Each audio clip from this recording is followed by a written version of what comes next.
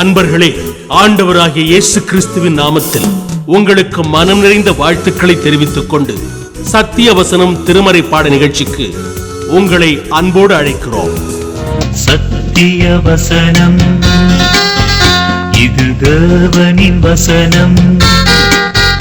நாம் சோர்ந்து போகையில் கரம் கொடுக்கும் நம் தேவனின் வசனம், நம் தேவனின் வசனம். அப்போஸ்தலனாகிய பவுல் கொலோசையருக்கு எழுதின நிருபம் 2ஆம் அதிகாரம் 1.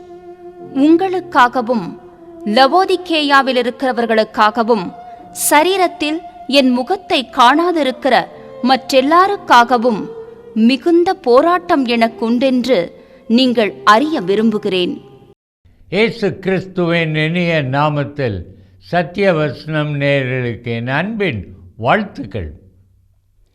இந்த நாளிலும் நாம் கொலோசையர் நிருபத்தை தியானிக்கிறோம்.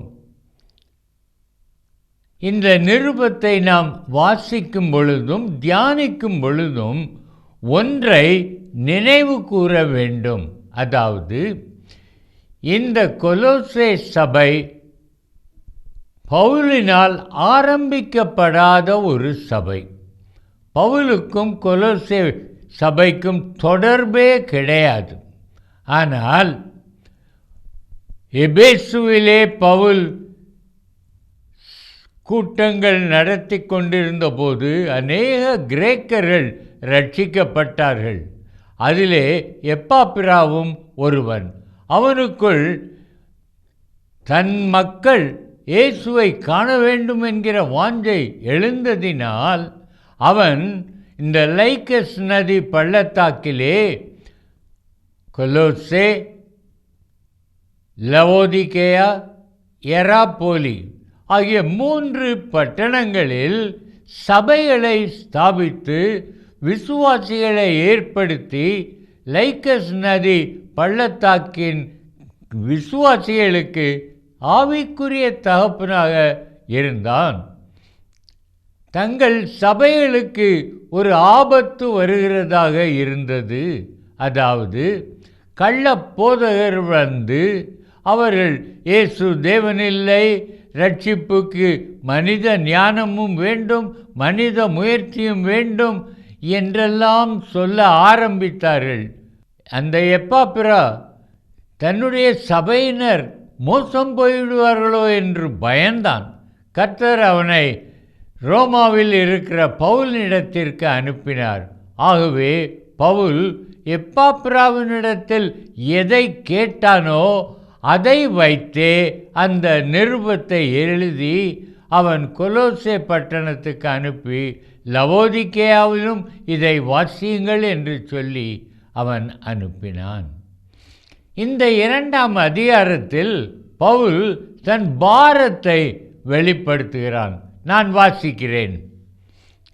உங்களுக்காகவும் லவோதிக்கேயாவில் இருக்கிறவர்களுக்காகவும் சரீரத்தில் என் முகத்தை காணாதிருக்கிற மற்றவர்களுக்காகவும் மிகுந்த போராட்டம் உண்டென்று நீங்கள் அறிய விரும்புகிறேன்.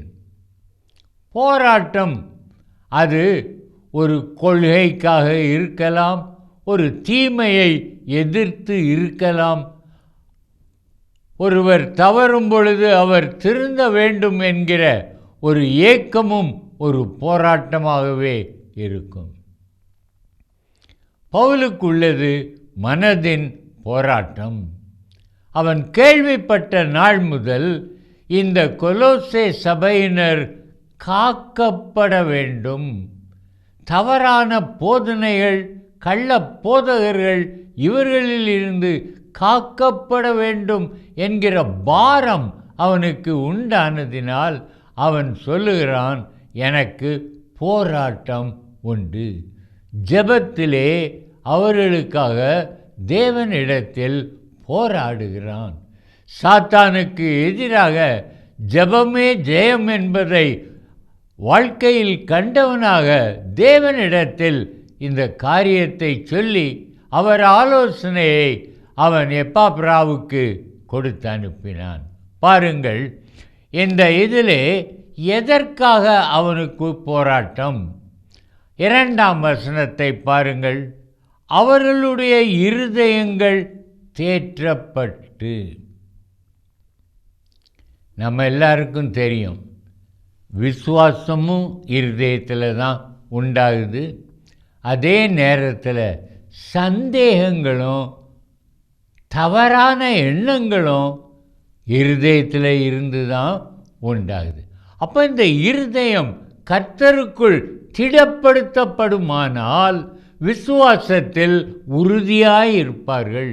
விசுவாசத்தில் உறுதியாயிருந்தால் என்ன நடக்கும்? யாக்கோபு நிருபத்தில் சொல்லுவது போல், நீங்கள் விசுவாசத்தில் உறுதியாயிருந்து சாத்தானுக்கு எதிர்த்து நில்லுங்கள், அப்பொழுது அவன் உங்களை விட்டு ஓடிப்போவான். ஆகவே போராட்டம் சாத்தானுக்கு எதிரானது பரிசுத்த ஆவியின் துணையோடு நடக்கும். முதலாவது பவுல் விரும்புகிற காரியம் என்னவென்றால், கொலோசே சபையினர் அவர்கள் இருதயங்கள் தேற்றப்பட வேண்டும். இரண்டாவதாக அவன் சொல்லுகிற காரியம் என்னவென்றால், அன்பினால் இணைக்கப்பட்டு. நம்ம எல்லாருக்கும் தெரியும், கொலோசே சபை ஒரு கிரேக்க சபை. அங்கே யூதர்களும் இருந்தார்கள், ரோமர்களும் இருந்தார்கள். ஒவ்வொருவரும் வித்தியாசமான கலாச்சாரங்களில் இருந்து வந்தவர்கள். ஒருவரோடொருவர் அன்பினால் பிணைவது மிக கடினம். நமக்கு முகம் அறியாத ஒருவரோடு நட்பு கொள்வது நமக்கு வாழ்க்கையில் கஷ்டம். அதே காரியத்தை பவுல் சொல்லி, இந்த சபையிலே இப்படி இருக்கிறார்கள், இவர்கள் ஒருவருக்கொருவர் அன்பினால் பிணைக்கப்பட்டிருக்க வேண்டும். They must be joined in love. யூதர்கள் உங்களுக்கு தெரியும், வேறு ஒருவரோடும் சேரமாட்டார்கள். புறஜாதிகள் என்று ஒதுக்கி விடுவார்கள். புறஜாதிகள் வீட்டிற்கு போனதினால் பேதுருவையே குற்றப்படுத்தினவர்கள். அப்படிப்பட்ட அந்த யூதர்களும் கிரேக்கரும் ஒரே ஆலயத்தில் ஒரே சபையில் இயேசுவை ஆராதிக்கிறார்கள். ஒருவேளை குடும்ப ஜெபத்திலே கணவனும் மனைவியும் தேவனை ஆராதிக்கலாம். ஆனால் இருவருக்கும் இடையில் அன்பு இல்லை என்றால் ஒரு மனம் இராது. ஒரு மனம் இல்லாத அந்த ஜெபத்திற்கு தேவன் பதில் தர முடியாது. அதே போல்தான் யூதரும் கிரேக்கரும் ஆராதித்தாலும் அவர்களுக்குள் ஒரு மனம் இல்லை என்றால் அவர்கள் ஆராதனையை தேவன் ஏற்றுக்கொள்ள மாட்டார். அதனால்தான் பவுல் சொல்லுகிறான், அவர்கள் நான் யூதன் இவன் கிரேக்கன் என்கிற வித்தியாசத்தை விட்டுவிட்டு இருவரும் ஒரே பிதாவினால் உண்டாக்கப்பட்ட சகோதரர்கள் என்கிற உணர்வு அவர்களுக்குள் வந்தால் மட்டுமே அவர்கள் ஒரு மனதோடு ஆராதிக்க முடியும். ஆகையால் பவுல் அதைத்தான் அவனுடைய பாரமாக சொல்லுகிறான்.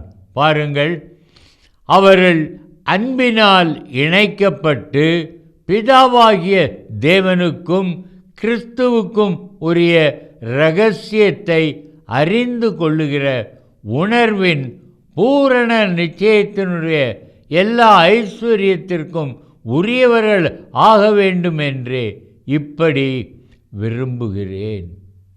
யூதர்கள் தங்கள் தேவனாகிய பிதா யூதர்களுக்கு மட்டும்தான் தேவன், அவர் புறஜாதிகளுக்கு தேவன் இல்லை என்பார்கள். ஆபிரகாமைத்தான் தெரிந்து கொண்டார், ஆபிரகாமின் சந்ததியைத்தான் தம்முடைய ஜனமாக தெரிந்து கொண்டார். இவர்களுக்குத்தான் வாக்குத்தத்தங்கள் கொடுத்தார். இவர்களுக்குத்தான் நியாயப்பிரமாணம் கொடுத்தார். யூதர்களுக்கு ஆக்கினை தீர்ப்பில்லை.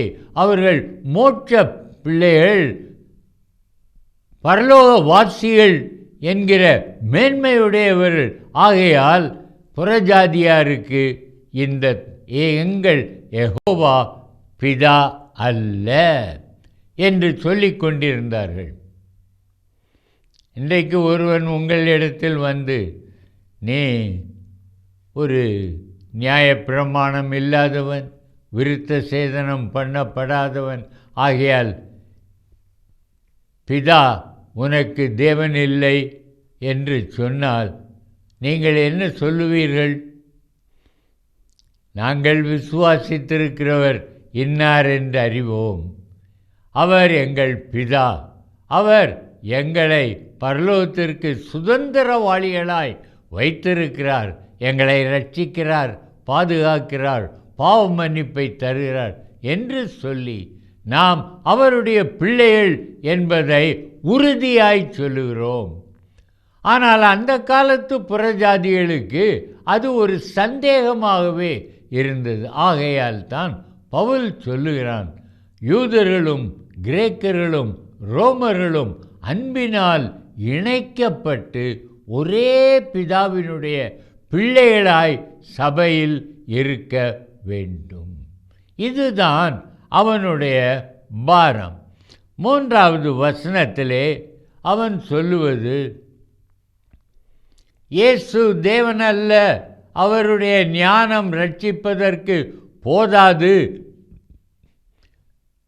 ஏனென்றால் அது இலவசம், மனிதன் ஒன்றும் செய்ய வேண்டியதில்லை, கிரியையினால் ரட்சிப்பு கிடையாது என்று சொல்லுகிறார். அப்படி அல்ல, விசுவாசமே பெரியது. விசுவாசத்தால் நான் ரட்சிக்கப்படுகிறேன், தேவனுடைய பிள்ளையாகிறேன். அதைத்தான் பவுல் அந்த கொலோசே சபையினருக்கு சொல்லி அவனுடைய போராட்டத்தை சொல்லுகிறான். சொல்லிவிட்டு அவன் ஒரு காரியத்தை சொல்லுகிறான்.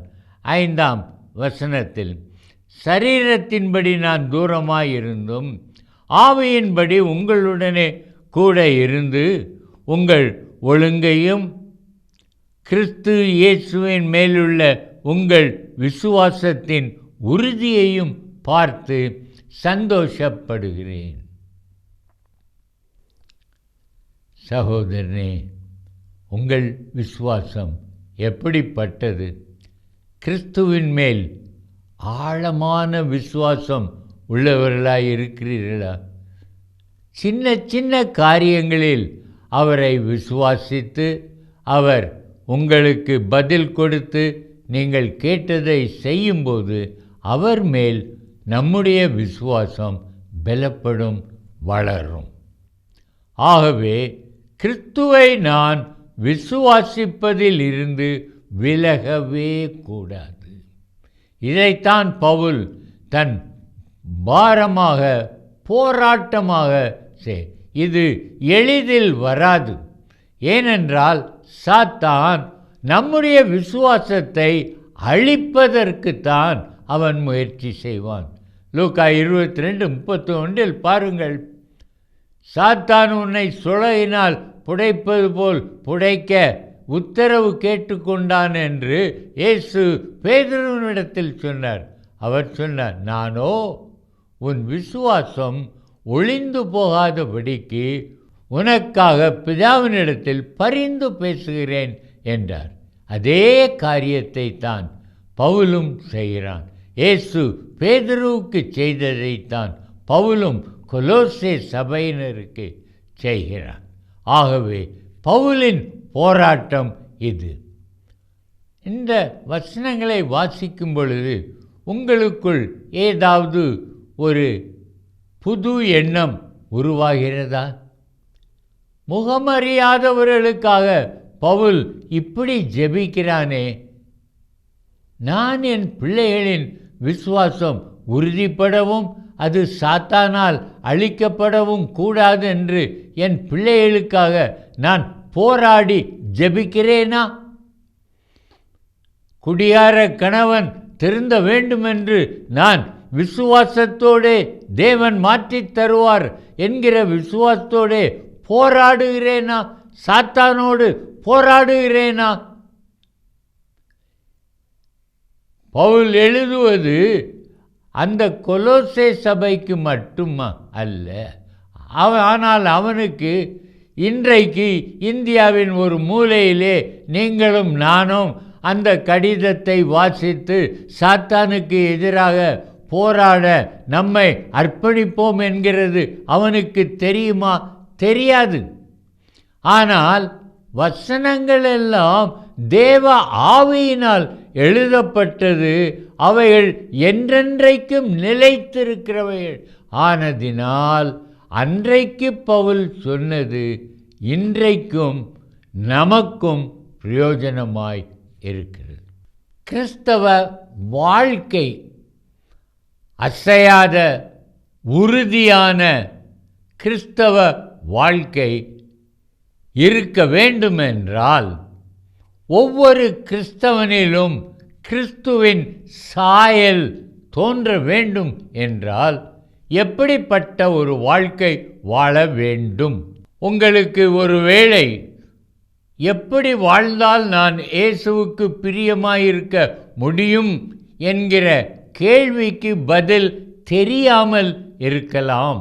ஆனால் வேதத்திலே நம்முடைய எல்லா சந்தேகங்களுக்கும் குழப்பங்களுக்கும் விடுதலையும் வழியும் இருக்கிறது.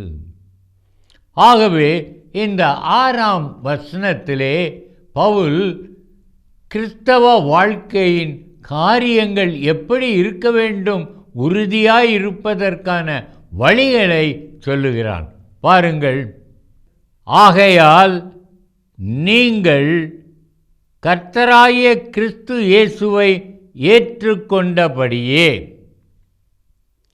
முதலாவது கிறிஸ்தவ வாழ்க்கையின் ஆரம்பம் கிறிஸ்துவை ஏற்றுக்கொள்ளுதல். எப்படி சொன்னா உடனே கிறிஸ்துவை ஏற்றுக்கொள்ளுதல் என்றால் என்ன?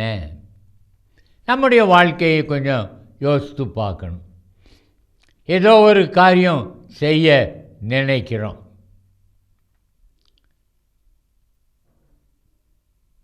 ஒரு வாலிபனுக்கு திடீரென்று சிகரெட் குடிக்கணுன்ற ஆசை வருது. ஆனால் அதே நேரத்தில் எங்கள் அப்பா அம்மா திட்டுவாங்களேன்ற பயமும் இருக்குது. ஆனால் அவன் சிகரெட் குடிக்க ஆரம்பிக்கிறான்.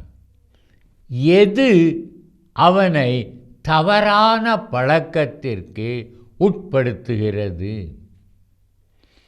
இருதயத்திலே ஒரு போராட்டம் உண்டாகிறது, நன்மைக்கும் தீமைக்கும் உள்ள போராட்டம். ஆனால் சாத்தான் ஆசை காட்டி அவனை பாவத்திற்குள்ளாக இழுத்து கொள்ளுகிறான். அப்போ இந்த சாத்தான் என் இருதயத்துக்குள்ளே வர்றதை நான் எப்படி தடுக்க முடியும்? என்னால் ஏதாவது செய்ய முடியுமா? முடியாது.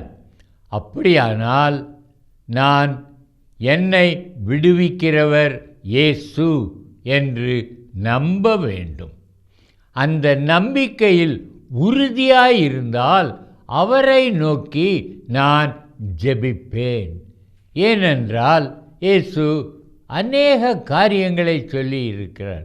ஆபத்து காலத்தில் என்னை நோக்கி கூப்பிடு, நான் உன்னோடு இருந்து உன்னை விடுவிப்பேன், பின்பு நீ என்னை மகிமைப்படுத்துவாய். இன்னும் சொல்கிறார், நானே வழியும் சத்தியமும் ஜீவனுமாயிருக்கிறேன் என்று சொல்லுகிறார். ஆகவே அவரே வழி, அவரே வாசல், அவரே பெலன், அவரே நம்மை திடப்படுத்துகிறவர். ஆகையால் முதலாவதாக அவரை ஏற்றுக்கொள்ள வேண்டும். ஏற்றுக்கொள்வதென்றால் எப்படி? ஏசாயா 59:2 என்ன சொல்லுகிறது? உங்கள் அக்கிரமங்களே உங்களுக்கும் உங்கள் தேவனுக்கும் நடுவாக பிரிவினை உண்டாக்குகிறது. அப்படி என்றால் அந்த பிரிவினை உண்டாக்குகிற பாவத்தை நீக்கிவிட்டால் நானும் தேவனும் ஒப்புரவாகி ஒன்றாக முடியும். அந்த பாவத்தை நீக்குவதற்காகத்தான் என்னால் செய்ய முடியாத அந்த காரியத்தை செய்து எனக்கொரு விடுதலை தருவதற்காகத்தான் இயேசு பரலோகத்திலிருந்து இறங்கி மனிதனாகி சிலுவையிலே மரித்து பாவத்திற்கான கிரயமாக தன்னுடைய பரிசுத்த இரத்தத்தை செலுத்தி என்னை பாவத்திலிருந்து மீட்டு எடுக்கிறார்.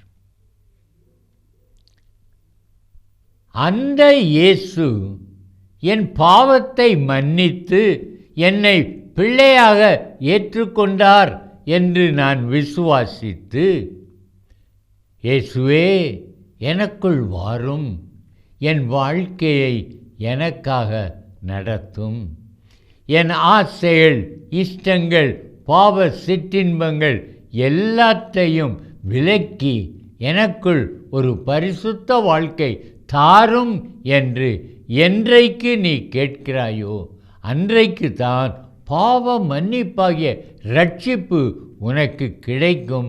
அன்றைக்கு தான் சாத்தானின் அடிமைத்தனத்திலிருந்து உனக்கு ஒரு விடுதலையும் கிடைக்கும். ஆகவே கிறிஸ்தவ வாழ்க்கை என்பது விடுவிக்கப்பட்ட ஒரு வாழ்க்கை, விடுவிப்பதற்காக உள்ளது. பவுல் ரோமர் 7ஆம் அதிகாரத்திலே அலறுகிறான்.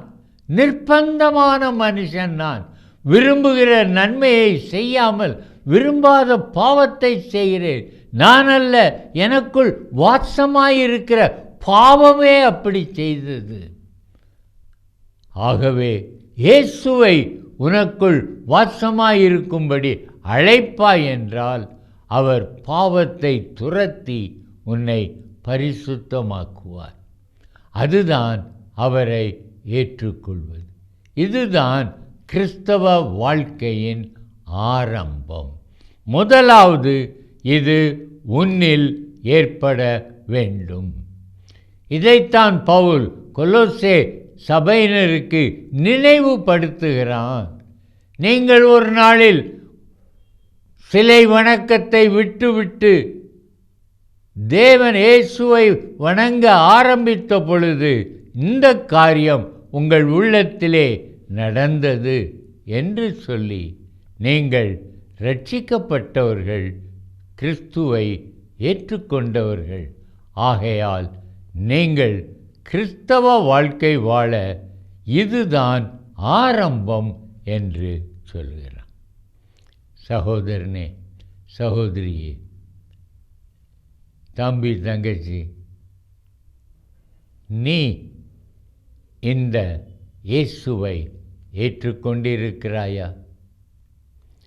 இந்த இயேசு உன் உள்ளத்திற்குள் வருவார் என்றால் உன் வாழ்க்கை தலைகீழாய் மாறும். தலைகீழாய் மாறும். எவைகளை வெறுத்தாயோ, எவைகளை அலட்சியம் பண்ணினாயோ அவைகள்தான் உனக்கு இன்பமும் முக்கியமானவைகளுமாய் இருக்கும்.